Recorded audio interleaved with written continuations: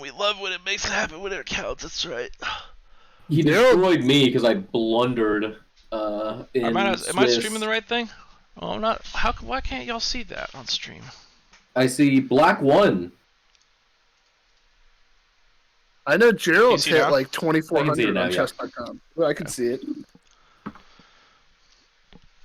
Yeah, I'm not happy with my performance. I could have done a lot better. I was definitely one of the higher rated players at this event, but I just I blundered my queen, and that's how it goes, baby. Nothing you can do about it. Okay, got a pretty even opening here. I think Gerald's up a little bit with a little bit more center control, but Zinc's playing a pretty defensive position. Got a castle in there early. We love castling. Sometimes you do blunder, so true. Trade. I don't like shooting the bishop for the knight there. I do not really like it either. Like, he's got doubled pawns, but he's also got so much control over the center of the board. Yes. Bishops are generally better pieces than knights. Mm-hmm. They can move They're a lot further. easier to use for a lower level player, that's for sure. Yeah. Damn, he's just going for it. That's crazy. Well, he wants to undouble his pawns here, because if Zinc takes... Yeah, see, so now he's even better position than he was. And both sides. I can't believe they are just That's going a good for take. it. He's going to open up the king file.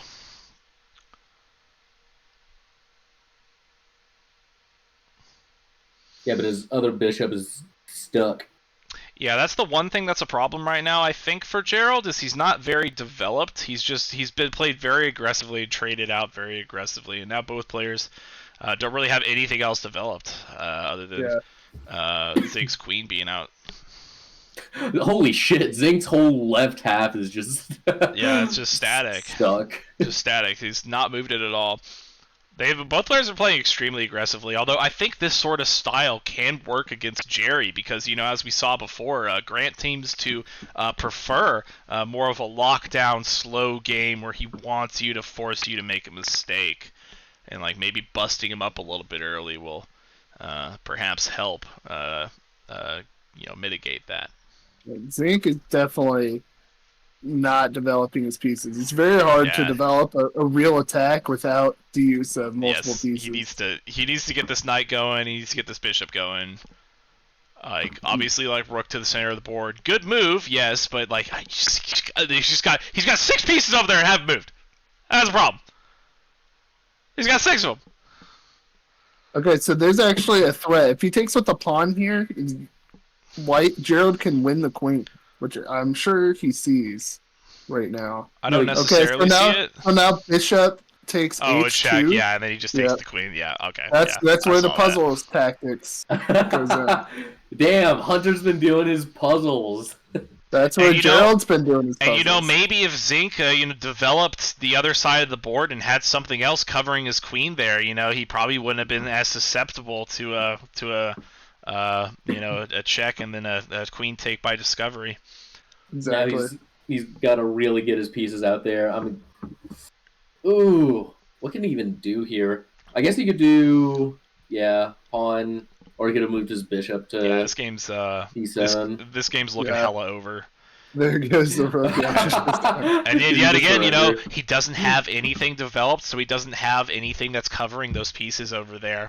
And it might sound counterintuitive, but a lot of basic chess theory revolves around the idea when a lot of pieces are on a board that you actually have multiple pieces covering the same squares. Yes. You might think you would want pieces to cover all different squares. It's I already have a piece covering this area. Why would I want another piece? Yeah. But it is actually beneficial to have multiple pieces attacking the same squares and working together, rather than everyone doing their own things. Oh yeah, absolutely. It's just a lot more solid defense where, you have some things to worry about, but, for sure you don't have to worry about these specific instances. Right. And we're seeing yet another extremely aggressive opening by Zinc. I don't like it, honestly. I think it's fine. I think right now he just focuses on not attacking anymore. Now he needs to develop his knight or Probably develop his knight and then move the pawn to d4 afterwards. Especially since those pawns are now doubled up. Generally, you don't want to go on too big of an attack until your king is castled and safe. Yeah, true. Very true. Counterattacks become so much stronger when your king is still in the center of the board. You should probably prioritize castling here. He can get his castle out a lot faster than Zinc can currently, or than Gerald can currently. I would just do it in 2 moves: knight to f3 or e2 and then castle. That's exactly where I'm at too right now. Then just start rolling your pawns down the board. Mm-hmm. That seems like he's got the same idea. Yeah. But yeah. Whenever I'm teaching people chess, I always tell them like the first thing you want to do is you want to move your pieces to try to attack the center, and the second thing you want to do is you want to always castle. Just always do it. Yep. It interesting. Don't know what that was for. Just developing the pieces, it's nothing major. Yeah, an interesting strategy you could go for here is white. If you're Zinc, you just move your queen and you actually castle queenside, and you just start rolling your pawns down that right side of the board. Yeah, the nice part about, castling queenside is while it does offer your king a little less protection, it does get the rook to the center of the board in one move, which is what you really want to do a lot in the mid game. Yeah, it aligns that rook, even though they wouldn't be directly looking at each other yet. Aligning that rook with the enemy queen is a big deal, and keeping your rook on the H file. The other side's probably going to castle king side, so you could really start an attack on that. I don't like that. I thought Zinc could have just taken the pawn on e5 for free, and then he'd also be forked. He definitely could have.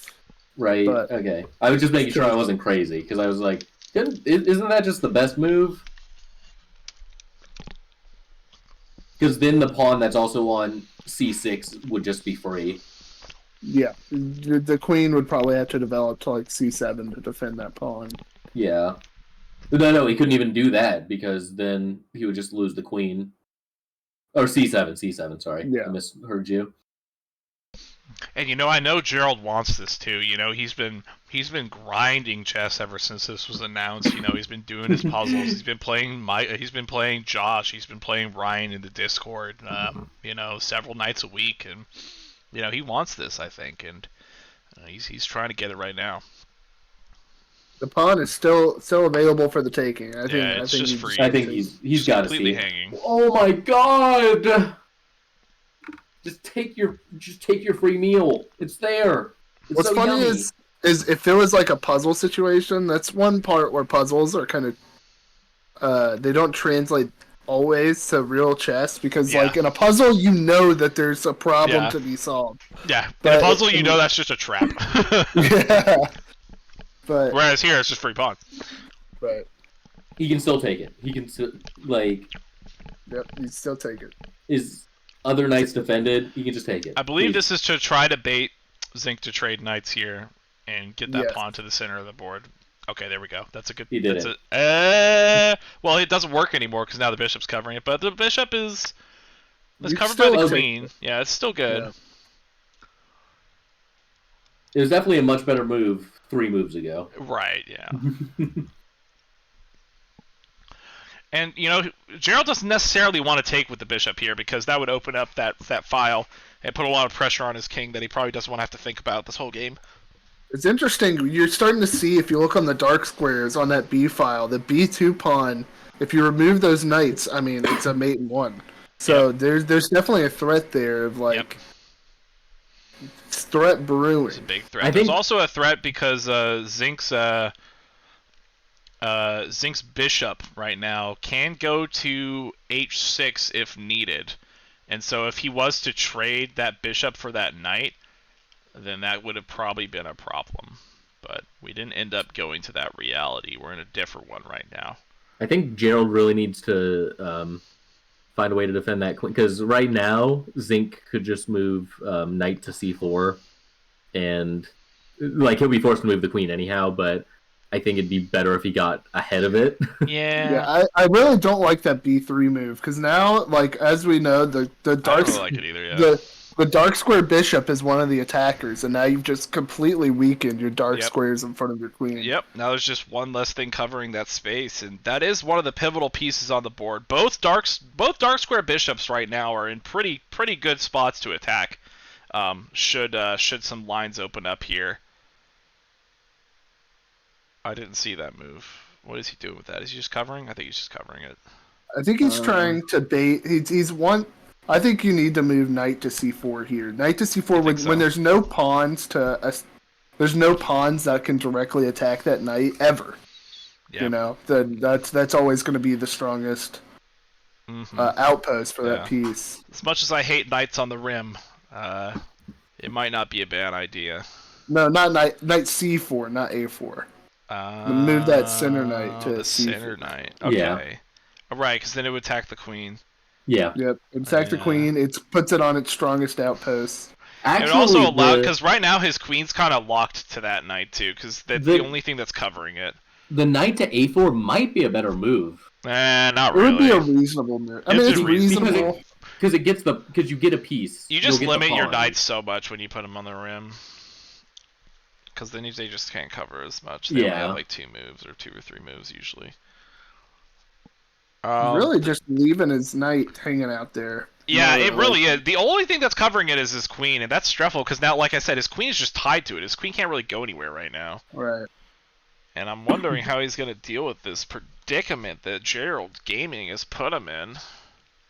I think he's afraid of a tactic where if he moves that knight out of the way, then the knight on d5 can attack the knight on c3, and that knight on c3 only has 1 defender. And there would be 2 attackers from black. Yes. Yeah, which you wouldn't have to worry about if he did move the pawn. But I didn't even realize Zinc still had 2 rooks, just because one of his rooks is just trapped right now. Yep. Yeah, kind of. Yeah, his left side of his board is pretty weak overall. Like, Gerald could even, if Gerald felt like attacking, he could. But that's not Gerald's style. Gerald's just gonna wait.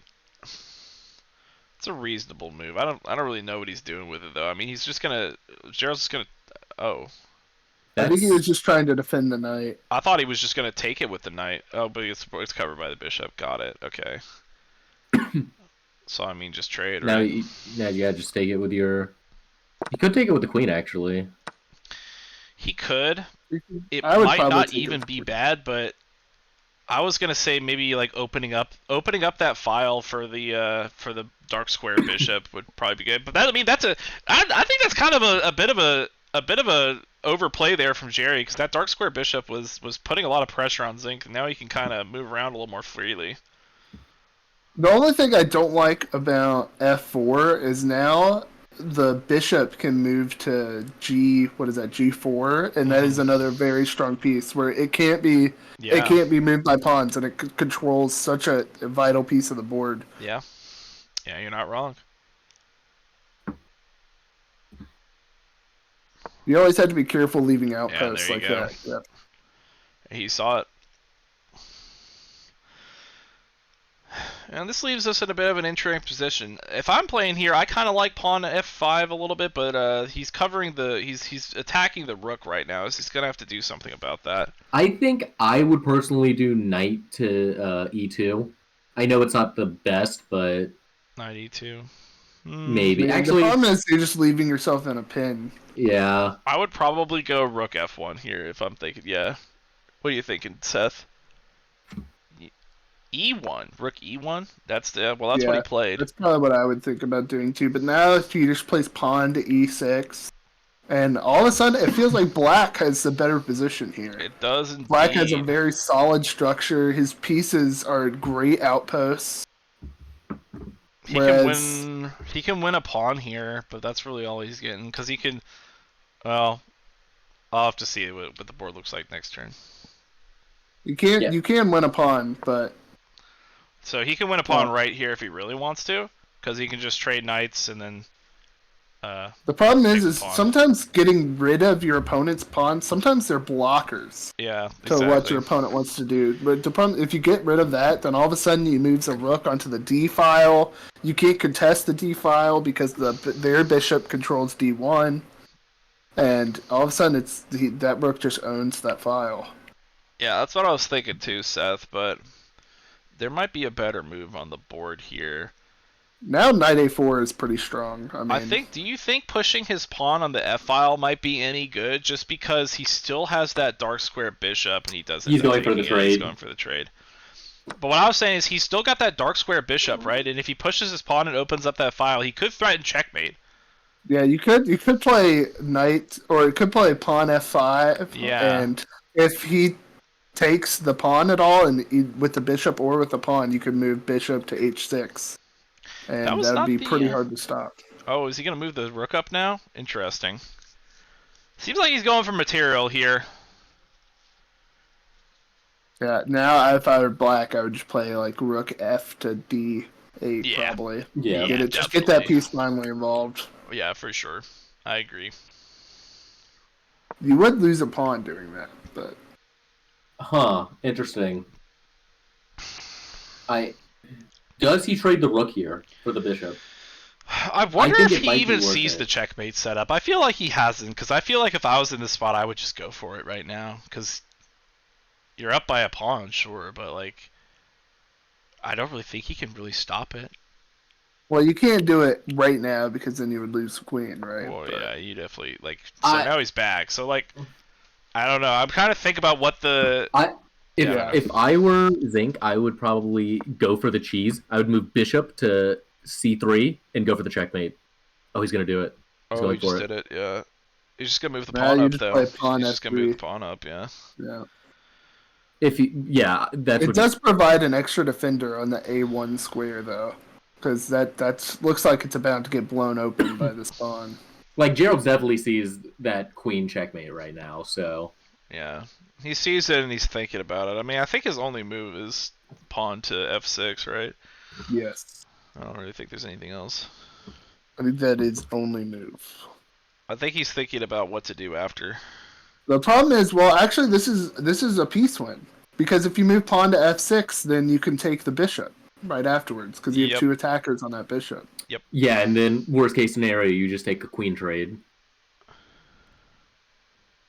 Yeah, this is a good position. Zink's playing this really well. Yeah. This is a much winning position by White at the moment. Okay, Full piece. Just take the bishop. Yeah, there we go. Instant trades. And we're up a bishop here. Close game. 3 minutes on the clock. This turned around pretty quick. Yeah, this is a pretty sick game, Ski, because it definitely looked like Zinc was losing for a little bit. But then he found this little trade setup here. And we're back, baby. We're fucking playing chess now. The real question is how now. Yeah, I double up on the file for sure. How does he defend? Rook to a7. Yeah. Rook to a7, so that way you're still defending that pawn on the e file. Should just double his rooks here. Yeah, now you just double the rook. The king's just a fake threat. The king's doing nothing. Come on, you can do a Zinc. Move that rook to e1. Or he just. Okay. Oh, he's just going for the pawns. Fine move. That's fine. I mean, that's fine. That's fine. Yeah, he's just going for the pawns now. He needs to get the pawn with his pawn now, though, and that leaves him open to check, which is like not that big of a deal. He can just take with the other pawn. No, he has bishop. He has the bishop covering a1. Yeah, I didn't see the bishop.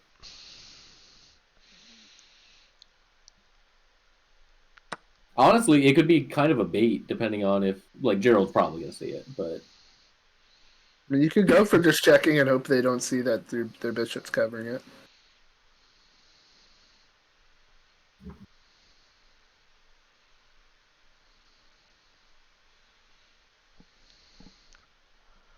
Because Zinc is also up on time right now by a pretty all right amount, and his game plan looks fairly simple compared to what Gerald has to do. There's still quite a bit of time for. There's enough time, yeah. It's also like the pieces on the board. He's got 2 rooks still. You know, you can make checkmates real easy with that sort of material. Pretty easy pawn though. Yeah, you should just take the pawn here. I don't see any reason not to.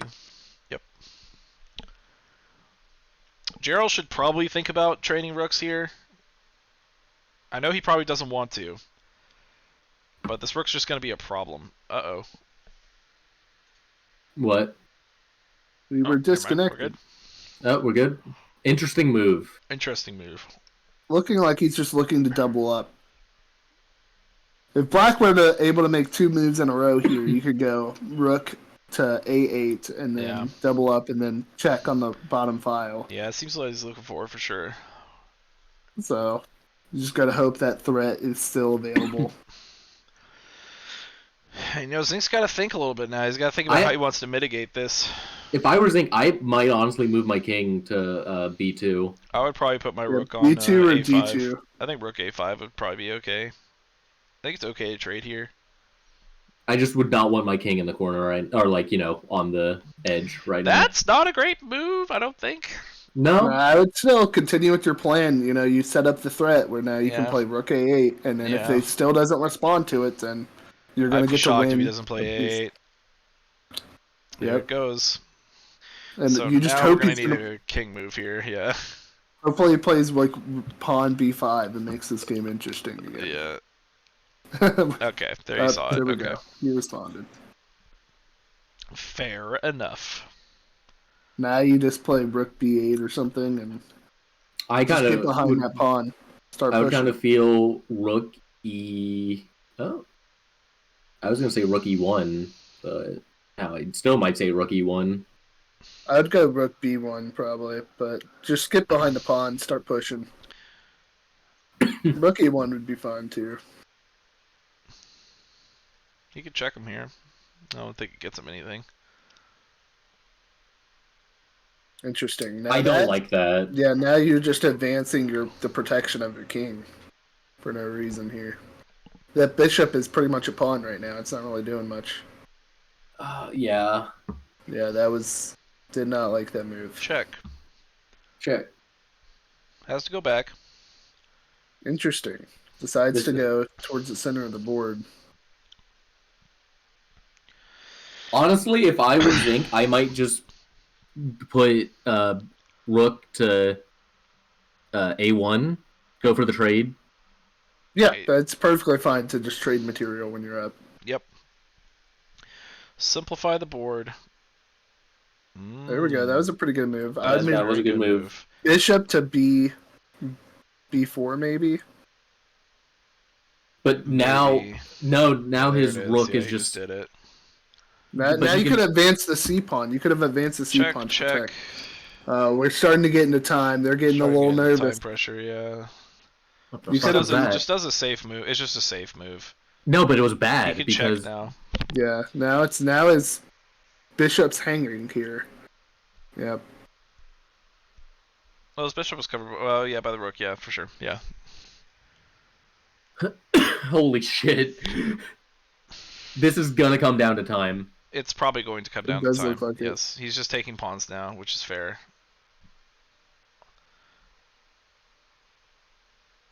Oh my god, Zinc isn't Move moving rook to quickly A1. enough. Maybe move rook to A1. Zinc isn't moving quickly enough. Oh, he did it! He did do it. He goes rook B8. It's a checkmate. It is. Gerald needs to move his rook to Rook A8. Rook A8. Oh my god! What is he doing? I think that was the wrong move. Fine. Oh, he's trading down. It's fine. We're simplifying. There's no increment. It's almost going to be impossible to win this. He's gonna push it. This might come down to stalemate. Panicking. No, that wasn't the move. He's panicking. Holy shit! Oh my god! No!